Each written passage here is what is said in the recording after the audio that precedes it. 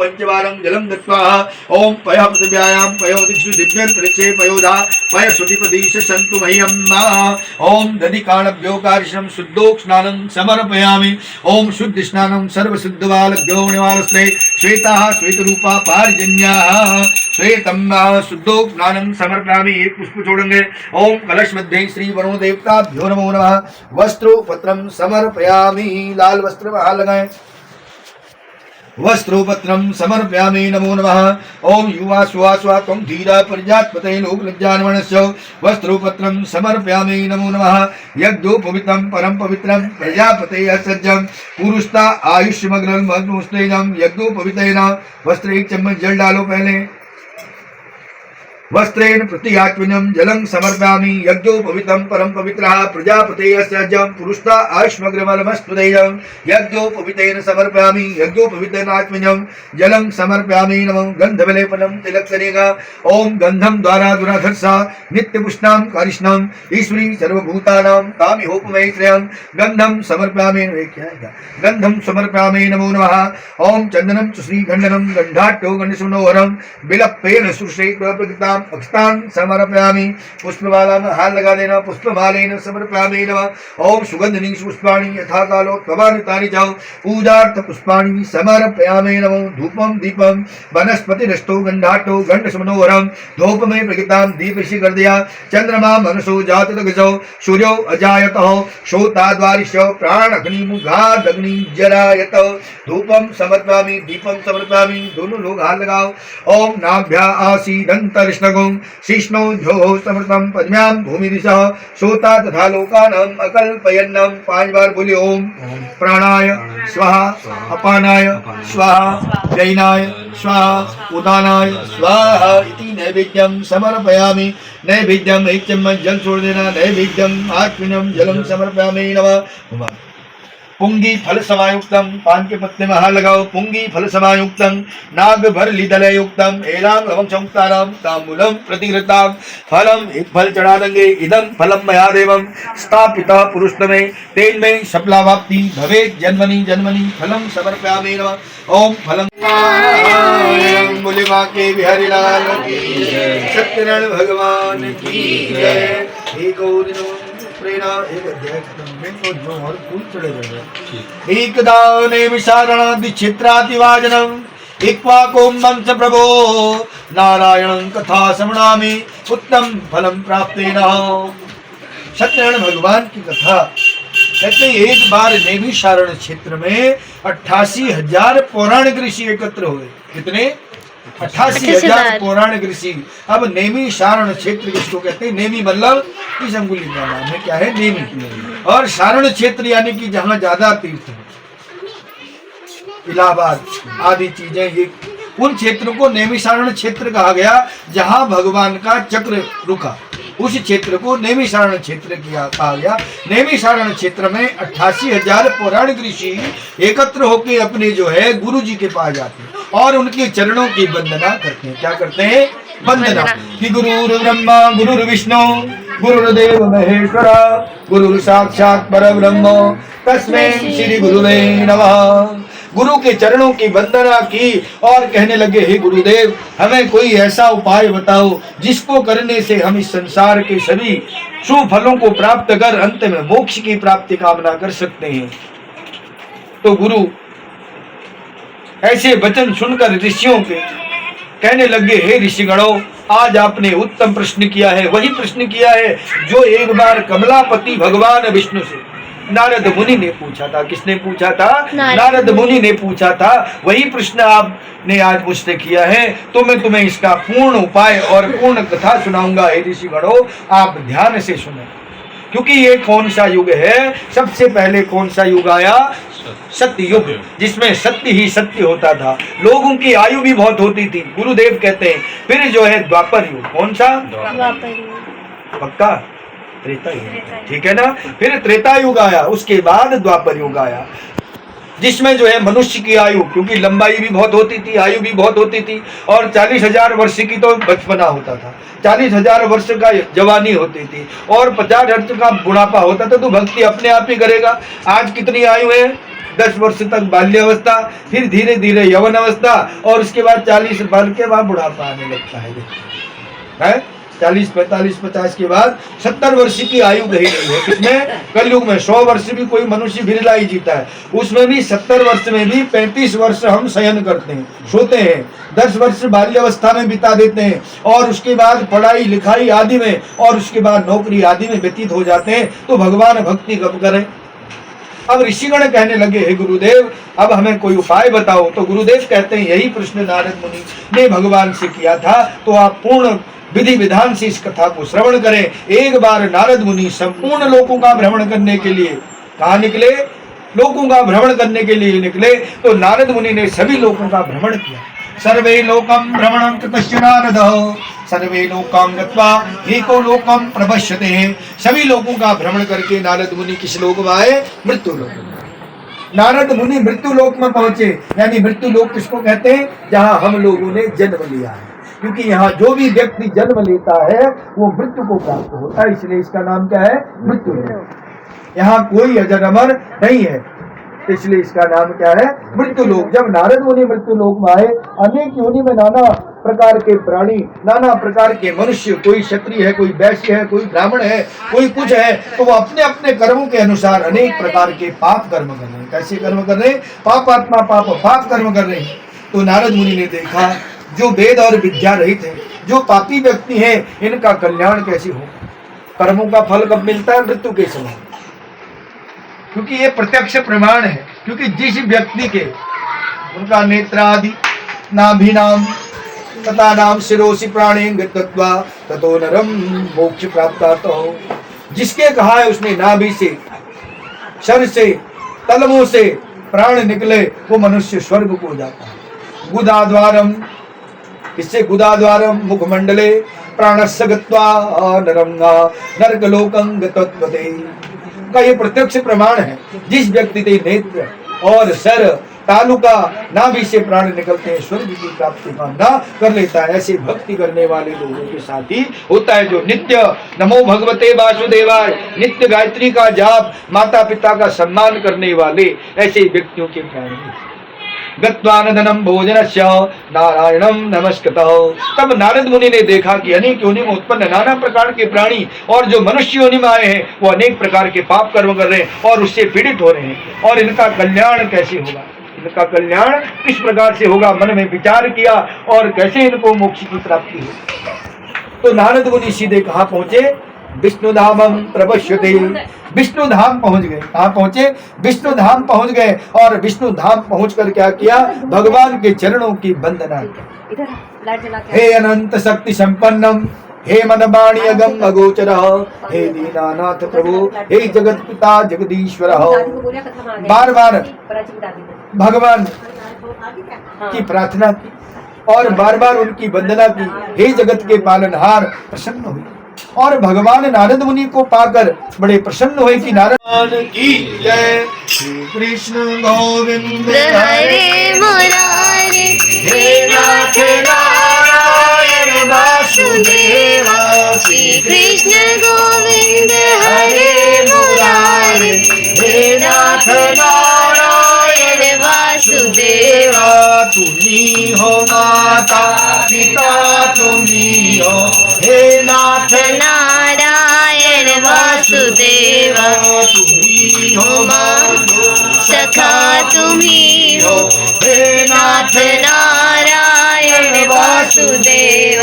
श्री कृष्ण गोविंद हरे मुरारे, हे नाथ नारायण वासुदेव। तुम्ही हो मैया तुम्ही है मैया, हे नाथ नारायण वासुदेव। तुम्ही हो नैया तुम्ही है मैया, हे नाथ नारायण वासुदेव। श्री कृष्ण गोविंद हरे मुरारे, हे नाथ नारायण वासुदेव। जो खिल सके ना वो फूल हम हैं, तुम्हारे चरणों की धूल हम हैं। जो खिल सके ना वो फूल हम हैं, तुम्हारे चरण कृपा की दृष्टि बनाए रखना, हे नाथ नारायण वासुदेव, कृपा की दृष्टि बनाए रखना, हे नाथ नारायण वासुदेव। श्री कृष्ण गोविंद हरे मुरारे, हे नाथ नारायण वासुदेव। पितृमात स्वामी सखा हमारे, हे नाथ नारायण वासुदेव। पितृमात स्वामी सखा हमारे, हे नाथ नारायण वासुदेव। कृष्ण गोविंद हरे मुरारे, हे नाथ नारायण वासुदेव। बोले बाके बिहारी लाल की जय। सत्यनारायण भगवान की जय। सभी बोले जय जय श्री राधे। अथ तृतीयो अध्याय, तीसरे अध्याय में कौन हुए? कुल का मुख नाम के राजा। कैसे थे? जितेंद्रियम तपस्वीनम ध्यानिनाम नित्यम नित्यम देवालयम गच्छन्ति तत्रेणाम धर्मार्थ लाभो। अब कुल का मुख नाम के राजा, राजा तो थे, नित्य देवालय में जाना ये भी काम था, लेकिन एक कमी थी, उनकी कोई संतान उत्पन्न नहीं। आज संतान के कारण बड़ा दुख प्राप्त हो रहा कि कोई संतान नहीं है। उनकी पत्नी सदी साध्वी बड़ी दुखी और अपने पति देव से कहती है कोई तो उपाय कीजिए, चंडी पाठ, रुद्री, शिवार्चन आदि चीजें पुत्र प्राप्ति के लिए करना चाहिए। अब बोले चलिए हम दोनों भद्रसी नदी के तट पर चलते हैं और भगवान श्री हरि नारायण का बाल कृष्ण स्वरूप में उनका पूजन करेंगे। दोनों संतान प्राप्ति के लिए भद्रसी नदी के तट पर पहुंचे। कहाँ पहुंचे? भद्रसी नदी तटम कृत्वा।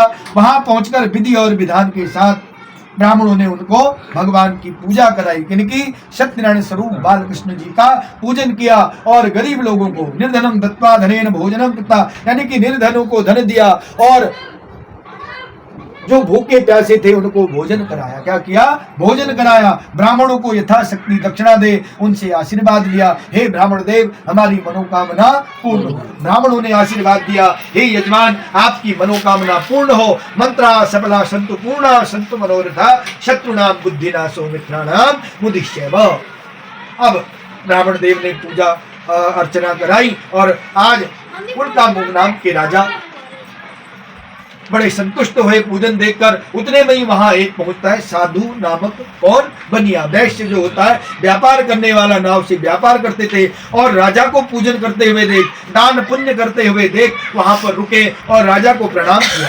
हे राजन, विधि और विधान के साथ आपने किसका पूजन किया और इससे क्या फल प्राप्त होता है? उनका देखो, विधि और विधान से मैंने सत्यनारायण देव का पूजन किया जो कि मन वांछित फल देने वाले हैं। निर्धनो धनम दत्वा, निर्धन को धन देते हैं। रोगी नाम निरोगता प्राप्त, रोगी को निरोगता प्राप्त कराते हैं और निसंतान को संतान देते हैं, निर्धन को धन देते हैं, निर्बुद्धि को बुद्धि देते हैं और अनेक प्रकार की जो है मनोकामना पूर्ण करते हैं। इसलिए मैं संतान प्राप्ति के लिए भगवान श्री सत्यनारायण देव का विधि विधान से पूजन किया। मैं बोले मेरी भी कोई संतान नहीं है। कौन? साधु नामक बनिया बोला, हे प्रभु, हे राजन, मेरी भी कोई संतान नहीं है, मैं भी इस पूजन को करूंगा, कृपा करके आप मुझे भी इसका विधि विधान बताइए। उनका अवश्य देखो, इसमें क्या है? श्रद्धा की परम आवश्यकता है। श्रद्धयन्ते मनः, श्रद्धा की परम आवश्यकता है, इसलिए श्रद्धा से पूजन कर सकते हो। तब मैं तुम्हें उपाय बताऊं, उनका अवश्य ही करूंगा। मेरे मन में भी श्रद्धा है ताकि मेरी संतान उत्पन्न हो। और पूरी विधि विधान बताई कि विधि विधान से भगवान का स्तोत्र संख्या से पूजन, पुष्पांजलि, प्रसाद अर्पण, पीताम्बर धारण, कदली फल आदि अर्पण करके भगवान की कथा श्रवण। अवश्य सब विधान पूछकर अपनी नगर की ओर प्रस्थान किया। और उनकी धर्मपत्नी का नाम था क्या नाम था? लीलावती। क्या नाम था? लीलावती नाम धर्मपत्नी नाम साधु नाम वैश्यतो। लीलावती ने धीरे धीरे जो है, लीलावती को कहते हैं देखो हे प्रिय, आज मैं एक संतान दाता पूजन देख के आया हूं जो हमारे राज्य के राजा का है। लेकिन हे प्रिय, हम भी संकल्प लेते हैं, हे नारायण भगवान, हमारे घर में कोई संतान उत्पन्न होगी तब भी हम आपका पूजन करेंगे। क्या करेंगे?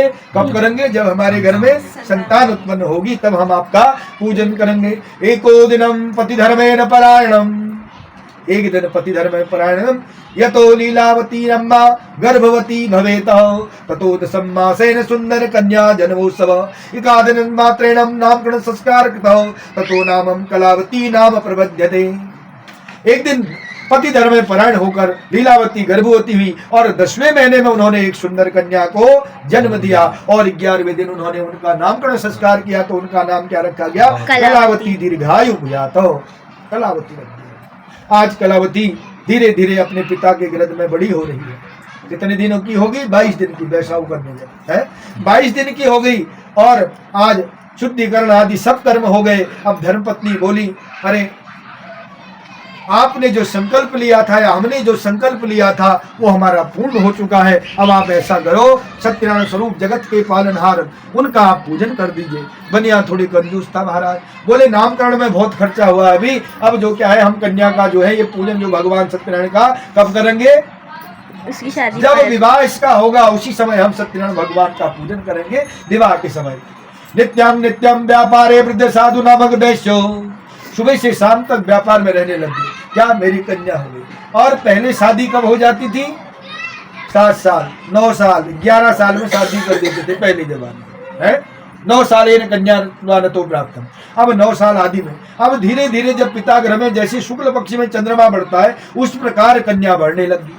साधु नाम को वैश्य को कोई खबर नहीं, सुबह जाते कब आते कोई पता नहीं और सुबह निकल जाते। अब धीरे धीरे जब कन्या पितृगृह में वृद्धि को हो रही तो एक दिन लीलावती बोली, महाराज आपको तो फुर्सती नहीं है, अब आपकी कन्या जवान हो चुकी है, अब उसके लिए कोई योग्य वर की तलाश करो। देखो सखियों के साथ क्रीड़ा कर रही है तो कन्या के हाथ पीले करना सबसे बड़ी बात है। अब कन्या के हाथ पीले, बोला कोई योग्य वर तो मिले तो उनका मैं दूतों को भेजता हूँ। यह तो दूतम कांचनपुर नगरम प्रसिद्ध था, कांचनपुर नगर कहते थे कलकत्ता को तब, तो वहां भेजे। 1-2 महीने में एक योग्य वर की तलाश की जाति बिरादरी में खपने वाला सगोत्री है। महाराज वहां से लाए, सभी बंधु बांधवों को दिखाकर अपने मित्रों को दिखाकर उस लड़के के साथ अपनी कन्या का विवाह कर दिया, यानी कन्यादान कर दिया। क्या किया? कन्यादान सर्वदान। सबसे बड़ा दान क्या है? कन्या। अब कन्यादान सबसे बड़ा दान क्यों है बताओ? यह तो कन्या नाम त्रिकुलोन तारते, एक कन्या 3 कुलों को तारती। पहले अपने पिता के कुल को तारती है, फिर अपने पति के कुल को तारती है महाराज, उससे जो संतान उत्पन्न होती है तो दूसरे कुल को भी तारती है। और कन्यादान करने से हमारे जीवन में 4 ऋण होते हैं। कितने ऋण? 4 ऋण होते हैं। कौन कौन से ऋण है? प्रथम ऋण छोड़ दो कि हम तार ही नहीं सकते जीवन में। प्रथम ऋण है माता का ऋण, जो कि व्यक्ति कभी नहीं तार सकता अपनी माता का ऋण। मरते मरते कई जन्म लेगा तो माता का ऋण कभी नहीं तार सकता कोई भी व्यक्ति। तो दूसरा ऋण हुआ देव ऋण। कौन सा ऋण? देवताओं का ऋण। अब देवताओं का ऋण हमारे ऊपर क्यों है? आंख ठीक दिए, अंधा नहीं बनाया, कान सुनने लायक दिए, बहरा नहीं बनाया, मुख पूरा ठीक ठाक दिया, नाक सूंघने के लिए ठीक दी, हाथ चलने के लिए ठीक दिए, पाँव ठीक ठाक ही दिए कि हम चल सकें जा सकें, किसी की तरह लंगड़ा नहीं बनाया, लूला नहीं बना, बहरा नहीं बनाया। किसकी कृपा है? भगवान की कृपा है उनकी कृपा है। अगर इस जीवन में संपूर्ण शरीर पाके भी अगर भगवान का पूजन नहीं करते तो हम देव ऋणी रह जाते हैं। और देवताओं का ऋण केवल मनुष्य होने में ही हम तार सकते हैं, उनका पूजन करके। तो देवताओं का ऋण कब करता है? देवताओं का पूजन करके, तो देव ऋण से मुक्त हो जाते हैं। फिर होता है ऋषि ऋण। कौन सा ऋण? ऋषि ऋण कौन सा है? कैसे तार सकते हैं ऋषि ऋण को? अपने गोत्र का उच्चारण करके। आपका गोत्र कौन सा है? कौन थे? ऋषि है, भृगु ऋषि, भारद्वाज ऋषि, गर्ग ऋषि, जो जिसका गोत्र है। अब रोज तो गोत्र का उच्चारण करोगे नहीं, जब कोई पूजा होगी, कोई पाठ होगा, तब गोत्र का उच्चारण ही होगा। गोत्र का उच्चारण करने से, अपने माता पिता का सम्मान करने से, गुरुजनों का सम्मान करने से हम क्या करते हैं? ऋषि ऋण से मुक्त हैं। फिर तीसरा ऋण रहा कौन? पितृ ऋण। कौन सा ऋण? पितरों का ऋण कैसे तरता है? कन्यादान करने से। कौन सा दान करने से? जब जल कन्या के हाथ में आप कन्यादान करते समय जल डालते हैं, उस समय जो जल डाला जाता है तब कहते हैं यावत कन्या पितरोत तारणम, पितरों के तारण के लिए और पितृ ऋण के लिए मैं कन्यादान कर रहा हूँ। श्राद्ध कर्म करके, पिंडदान करके भी हम पितृण से मुक्त हो सकते हैं। इसलिए कहते हैं कि ये 3 ऋण जीवन में। तो उन्होंने क्या किया? कन्यादान तो किया, लेकिन भगवान का पूजन तब भी नहीं किया। आज क्या करते हैं? कन्या का विवाह आदि हो तो क्या करते हैं? सत्यनारायण भगवान की कथा जरूर करते हैं, करते ही नहीं करते हैं? कोई शुभ कार्य हो करते हैं। तो महाराज उन्होंने कोई पूजन नहीं किया, तो अपने दामाद के साथ व्यापार के लिए रत्नापुर नगरी की ओर चले गए। वहां व्यापार चालू कर दिया और भगवान बोले तो बार बार मेरी पूजा से विमुख हो रहा, करके भी नहीं कर रहा, अब क्या करना पड़ेगा इसको?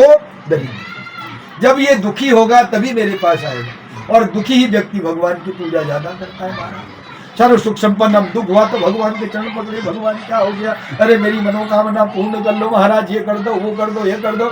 लेकिन सुखेन जीवनम प्राप्ता था। अब ये व्यापार चालू कर लिया। भगवान ने क्या किया? अपनी माया प्रकट की और अपनी माया से राजा चंद्रकेतु के दरबार में 2 चोर भेज दिए, जाओ। और ये दोनों व्यापार कर रहे थे। महाराज चोरों ने क्या किया? भगवान से रचित राजा का सारा खजाना उठा लिया, सारा खजाना उठाया और क्या किया? सीधे उस ओर भागे जहां व्यापार ये लोग करते थे। अपनी माया से इनको भी मूर्छित कर दिया और ये नाव में सो गए। राजा के दूत चोरों के पीछे पीछे, भाई कौन चोर है ये जो हमारा खजाना लेके जा रहे हैं? और भगवान के जो रचित चोर थे, इन्होंने सारा धन इनकी नाव में रख दिया और अपना अंतर ध्यान हो गए। अंतर्ध्यानम प्रपश्यते यतो राजं दूतं गतित्वा नाविकात पर्यंतनम समीपे आगतम। तब तक राजा के दूत भी नाव के समीप आ पहुंचे और दोनों की निद्रा भी खुल गई, मूर्छित हो गई तो खुल गई, और धन को देखकर अचंभित हो रहे, हंस रहे। और महाराज इतने में ही राजा के दूतों ने दोनों को पकड़ लिया। चलो, और हमारा धन तुमने ही चुराया है, क्योंकि भगवान की माया थी। सारा धन लेकर नाव में से सीधे कहाँ चले? राजा के दरबार में, और दोनों को बंधन करा दिया, कठिन कारावास में डाल दिया। और बड़ी चिल्ला रहे, लेकिन भगवान की माया से राजा के कानों में कोई आवाज नहीं जाती है। और उधर कलावती लीलावती भी अपने पतियों के कर्मों के अनुसार बड़ी दुखी हो गई। क्या हुई? दुखी हुई। न तो घर में धन बचा, न अन्न बचा, और दर दर दोनों भटकने लगे। इस कारण पति के कर्म के कारण, क्योंकि झूठ बोलकर भगवान का पूजन कह के नहीं किया। हम भी क्या कर लेते हैं, कभी कभी प्रतिज्ञा कर लेते हैं और लेकिन पूजन भूल जाते हैं। तो इस प्रकार उन्होंने पूजन नहीं किया और बड़े दुख कष्ट को पारे। कलावती लीलावती जो है दर दर भोजन की तलाश में भटकने लग गई। और एक जगह कलावती बोली आप घर जाओ, मैं भोजन की तलाश में जाती हूँ। जैसे दिल्ली से गाजियाबाद पहुंच गए भटकते, क्योंकि नगर में कोई भोजन दे नहीं रहा, अहंकारी थे। और जब गाजियाबाद पहुंची, पंडित जी के वहां कथा आदि हो रही, अंदर देखा कुछ तो प्राप्त होगा। और उसकी हालत इस प्रकार से थी, फटे हुए कपड़े, गरीब निर्धनता के हुए। और महाराज पंकज जी ने सोचा कोई गरीब व्यक्ति है, इसको प्रसाद ज्यादा दे दो, फल ज्यादा दे दो, इसका गुजारा हो जाएगा कुछ।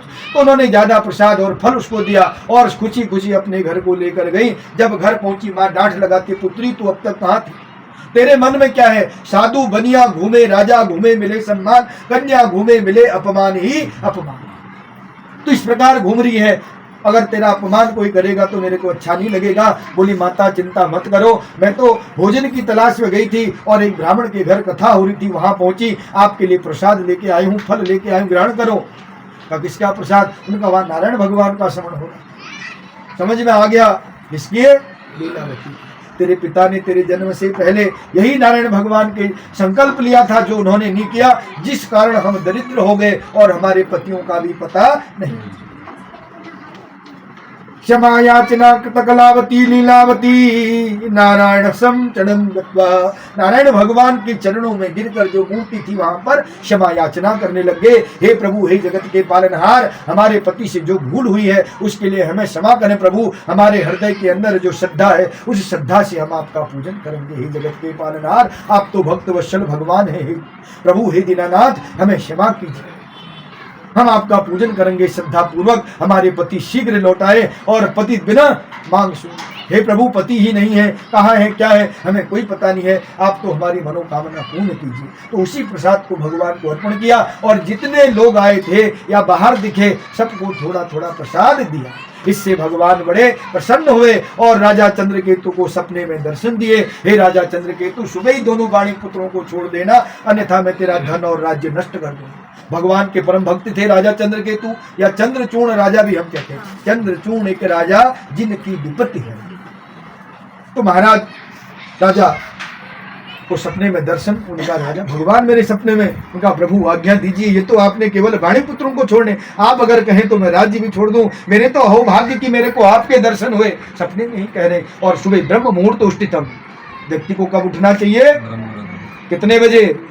4 बजे से लेकर 6 बजे तक घर में पूजा हो जानी चाहिए, दिया जल जाना चाहिए स्नान करके, और उसके बाद पूजा 12, 1 बजे, 10 बजे कर रहे हो, उस पूजा का फायदा भी नहीं है। नित्य कर्म की पूजा में, जिस घर में सुख समृद्धि चाहते हो, बच्चों की बुद्धि का विकास चाहते हो और लक्ष्मी घर में आए, रोग ना हो, तो उसमें ब्रह्म मुहूर्त में पूजा कर लो। दिन में खूब सो।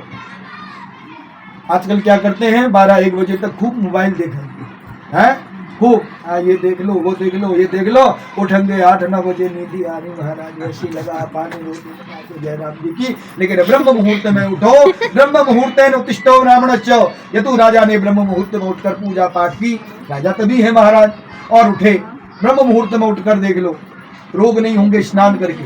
ब्रह्म मुहूर्त में सारे देवता धरती पर आ जाते हैं। ये नर और नारायण का संबंध है। भगवान को कौन पूछता है? नर, नर और नारायण। अपने ऊपर नर बनो तो नारायण की प्राप्ति अपने आप हो जाएगी। नर कब बनेंगे? जब हम नियमों का पालन करेंगे, तब हम नर बनेंगे। हम किनका पूजन करते हैं? 2 चीज करते हैं। क्या है? कौन सा चरित्र हम पढ़ते हैं? कौन सा चरित्र पढ़ते हो आप लोग? रामचरित्र। कौन सा चरित्र? रावण चरित्र तो पढ़ते नहीं हो, हैं? रामचरित्र। जिसका चरित्र ठीक है वो राम, और जिसका चरित्र खराब हो वो राम। अपने चरित्र को ठीक रखें तो वह राम चरित्र कहलाता है। राम जी का जैसा चरित्र व्यक्ति का हो वो पूजनीय है। इसलिए ब्रह्म मुहूर्त में उठकर गए, पूजा पाठ की, और दोनों वाणी पुत्रों को बंधन मुक्ति की आज्ञा दी कि दोनों को बंधन मुक्ति का महानुभाव कारण आपको कष्ट प्राप्त हुआ। और दूतों से कहा इनकी सेब बनाओ, बड़ी हो गई है, और इनको स्नान कराओ, नए वस्त्र पहनाओ, अच्छा भोजन इनको खिलाओ, और खूब सारा ढेरों सारा धन दो, जो इनका भी था, और धन इनको दे दो। भगवान का भाई तो दुगना धन उनको दे दिया, और कहा मनोभावो आप अपने राज्य की ओर प्रस्थान करें। दोनों ने राजा को प्रणाम किया और सीधे अपनी राज्य की ओर प्रस्थान किया। बोलो सत्यनारायण भगवान की जय। इति तृतीयो अध्याय।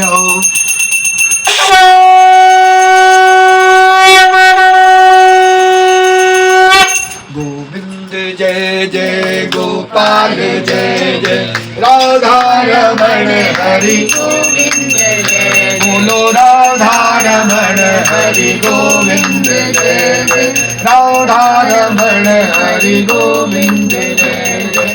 राधा की जय जय, कृष्णा की जय जय, राधा की जय जय, कृष्णा की जय जय, राधा रमण हरि गोविंद जय जय, राधा रमण हरि गोविंद जय जय, राधा रमण हरि गोविंद जय जय। ब्रह्मा की जय जय, विष्णु की जय जय, ब्रह्मा की जय जय, विष्णु की जय जय, उमापति शिव शंकर की जय जय, उमापति शिव शंकर की जय जय। राधा रमण हरि गोविंद जय। बोलो राधा रमण हरि गोविंद जय जय। सीता की जय जय, रामा की जय जय, सीता की जय जय, रामा की जय जय, राधा रमण हरि गोविंद जय। बोलो राधा रमण हरि गोविंद जय। बोलो राधा रमण हरि गोविंद जय जय। गौरा की जय जय, शंकर की जय जय, गौरा की जय जय, शंकर की जय जय, राधा रमण हरि गोविंद जय जय, बोलो राधा रमण हरि गोविंद जय। बोलो गोविंद भगवान की जय, राधा रमण भगवान की जय। फिर लीजिएगा। श्री हरि नारायण नारायण नारायण, बद्री नारायण नारायण नारायण,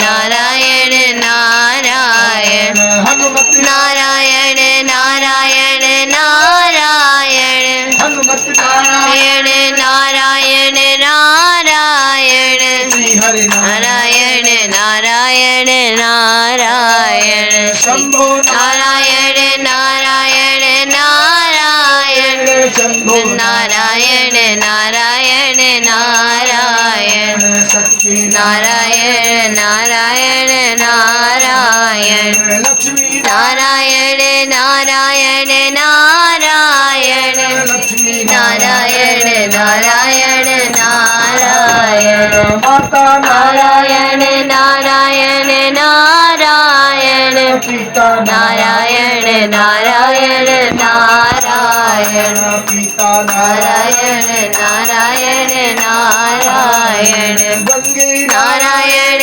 नारायण नारायण जमुना नारायण नारायण नारायण माधो नारायण नारायण नारायण श्रीमन नारायण नारायण नारायण नारायण नारायण नारायण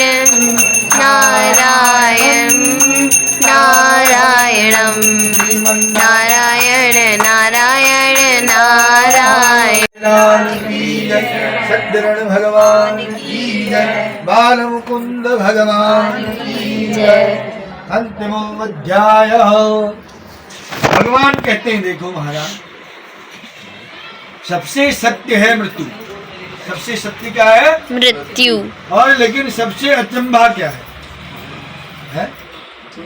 सबसे अचंभा क्या है भगवान कहते हैं मेरा नाम लेने में कोई वजन नहीं पड़ता है कोई मेहनत नहीं पड़ती है पुंगी फलम समर्पयामि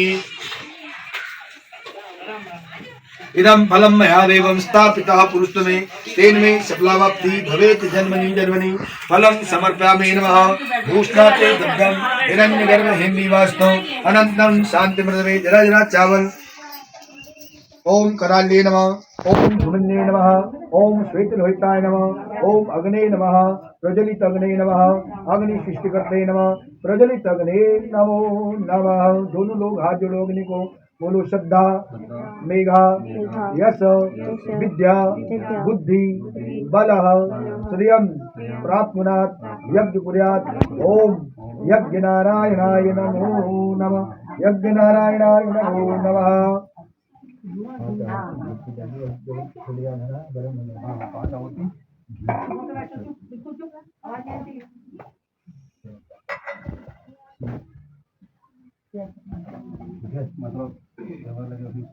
ऊपर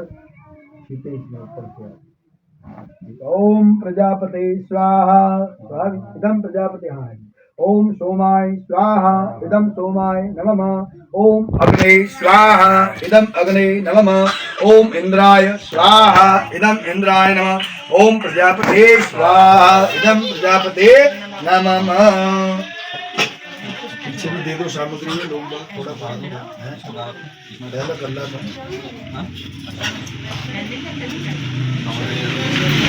दे दो पीछे दे दो करना क्या है लास्ट में डाल दो सब लास्ट में तो डालनी फिर ऊपर बढ़ा ले सब अंदर दोनों में दे दो ना वहीं अच्छा गं गणपते नमः स्वाहा ओम गं गणपते नमः स्वाहा ओम गं गणपते नमः स्वाहा ओम गं गणपते नमः स्वाहा ओम गं गणपते नमः स्वाहा माँ सरस्वती नमः लक्ष्मी जी का ध्यान करेंगे ओम श्रीशुते च पत्न्यां बहुरात्रि पार्श्वेन लक्ष्णानि रूपमशनो व्यातं मश्नाति घाणं मुमिघाणं सर्वलोकं मयि घाणं श्री महालक्ष्मी नमः ओम श्री महालक्ष्मी नमः ओम श्री महालक्ष्मी नमः ओम श्री महालक्ष्मी नमः ओम श्री महालक्ष्मी नमः माँ दुर्गा जी का श्रवण करें सर्व मांगल मांगल्ये शिवे सर्वार्थ साधके शनि त्र्यंबके गौरी